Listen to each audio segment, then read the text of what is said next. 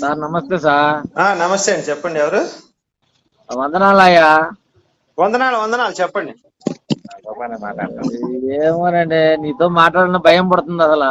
ఎందుకండి? ఎందుకేముంది sir, ఎందుకేముంది sir, ఇదే first time మేము. ఎందుకంటే నువ్వు రెఫరెన్స్లతో సహా చూపిస్తున్నావు సార్. హలో చెప్పండి చెప్పండి సార్, రెఫరెన్స్లతో సహా చూపిస్తున్నావు సార్. ఓకే. నీ మాటలు రాత్రి నుంచి నీ ముందాగానండి. ఎందుకంటే బైబిల్ ఒక అబద్ధం అయ్యి అని చెప్పుకండి. నేను బాప్తిజం తీసుకొని కూడా ఇలా ముందాగానండి. అరే బాప్తిజం తీసుకోవాలి కదా. తీసుకున్నానండి. తీసుకుని కూడా రాత్రి వాక్యం కనీసం సాయంత్రం 4 గంటల కాడ నుంచి మళ్ళీ 1 గంట దాకా చూసామండి. ఇద్దరం, ఒక హిందూ అతను, ఒక అతను ఉండ కమ్మూరు. మీరు క్రిస్టియన్లా? ఆమె క్రిస్టియన్ సార్. అరే ఎంత పని చేశారు సార్ క్రిస్టియన్ లోకి వెళ్ళి. సరేలే సార్, అయితే ఏముందిలే, నువ్వు రెఫరెన్స్ తో సహా చూపిస్తున్నావు సార్. నేను ముందు ఎందుకులే అని ముందు తాగేశారా? తాగేసి అసలు 2-3 సంవత్సరాలు ఇప్పుడు దాకా తాగి పారినాక సార్. గోపి గారు చేశారు. ఏం మందా, ఏం తాగారు? బ్రాండ్ ఏంటది? గోపి గారు గోపి గారు సార్ చెప్పండి. నేను మీ వీడియోలు చాలా చూస్తాను. మీతో మాట్లాడాలంటే నేను మాట్లాడలేకపోయా. మనవాడు బాగా అల్లా మునిగిపోయి తేలిండు. ఏది, క్రైస్తవ మతంలోనా? వాళ్ళు ఆల్రెడీ అదే, కానీ ఇంకా అల్లా తీసుకొని బాప్టిజం తీసుకొని రకరకాలుగా చెప్పి అదేని ఇదేని అనేవాడు. నేను మీ వీడియో చూపించాను. నేనే మాట్లాడదాం అనుకున్నా కానీ నాకు మాట్లాడే ధైర్యం కాక మాట్లాడలేదు. అయ్యో అట్లా ఏం లేదు సార్. ఏమంటారేమో మనకెందుకు పిల్లపారగాళ్ళం వాదిస్తున్నారు మీరు. చెప్పినా మా వాడికి చెప్పినా ఇప్పుడు ఉన్నాయే మాట్లాడాక మనం కల్పించి ఎక్కడా చెప్పలేదు కదా. కరెక్టేనండి, అన్ని మేము వింటున్నాము, చూస్తున్నాము. కరెక్టే.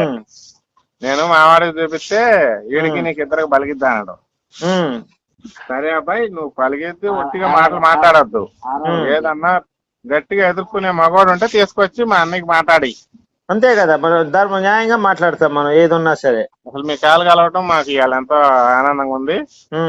వీరికి ఏమైనా డౌట్లు ఉంటే చెప్పండి. ఏమి లేదు ఆయన నిజం తెలుసుకున్నాడు కదా. చెప్పబ్బాయి.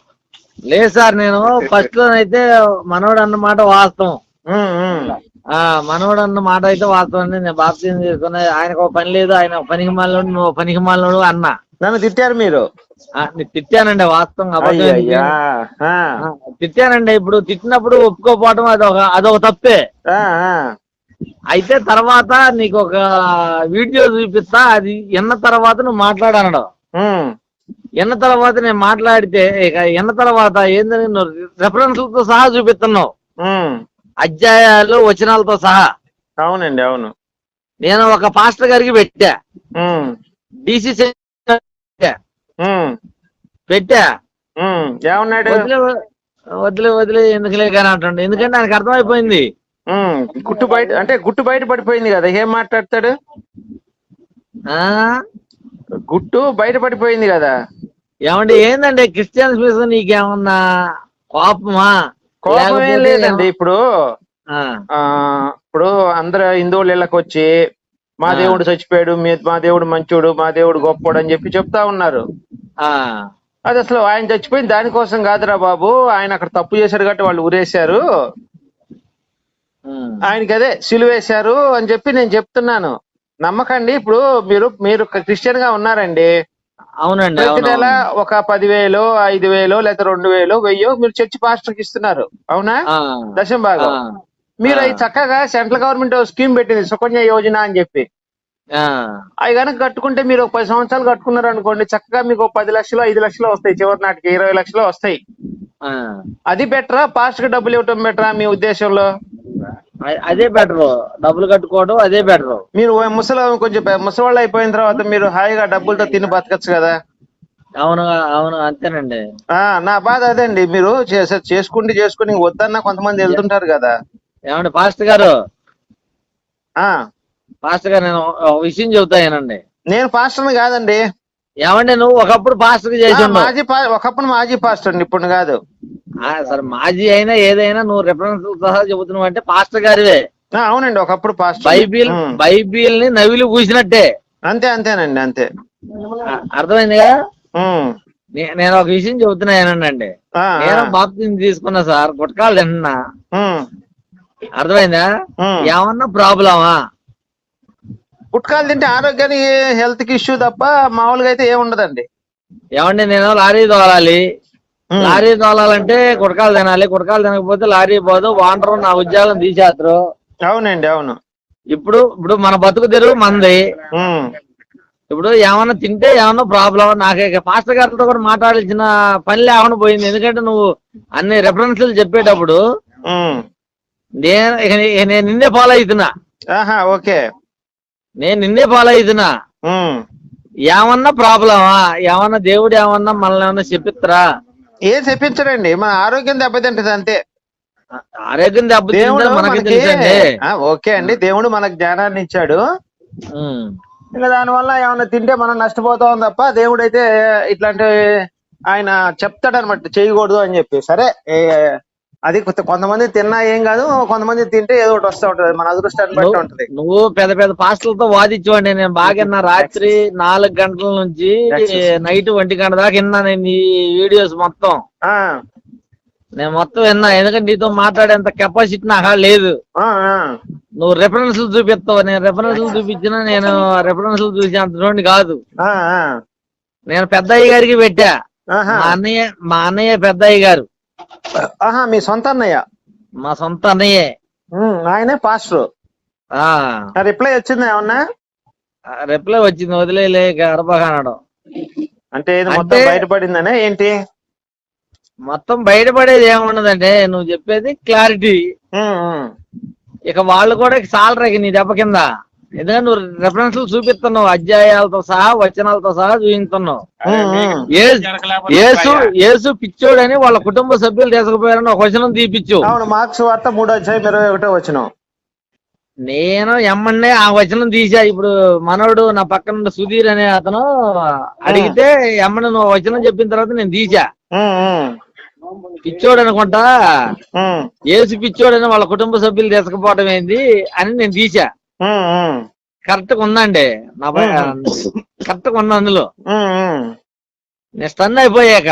ఎందుకంటే అంత రెఫరెన్స్ ఇచ్చే మనగాళ్ళు, బైబిల్ ని నవిలి పూసే మనగాళ్ళు అయితేనే అది కుదిరిద్ది. అయితే మీరు చేయాల్సిన పని ఏంటంటే అండి, మీ ఊర్లో ఎవరైనా సరే ఇట్లా మతం మారి డబ్బులు పోగొట్టుకుంటుంటే, బాబు నువ్వు ఇది కరెక్ట్ కాదు, చక్కగా డబ్బులు తీసుకెళ్లి సుకన్య యోజన పథకాలు, ఇలా సెంట్రల్ గవర్నమెంట్ చాలా స్కీమ్స్ పెట్టింది పిల్లలకి, పెద్దవాళ్ళకి, అందరికి. ఏమండి, నేను ఒక విషయం రిక్వెస్ట్ గా ఒక తమ్ముడుగా మాట్లాడదా? వేరే విధంగా ఏం కాదు, చెప్పండి.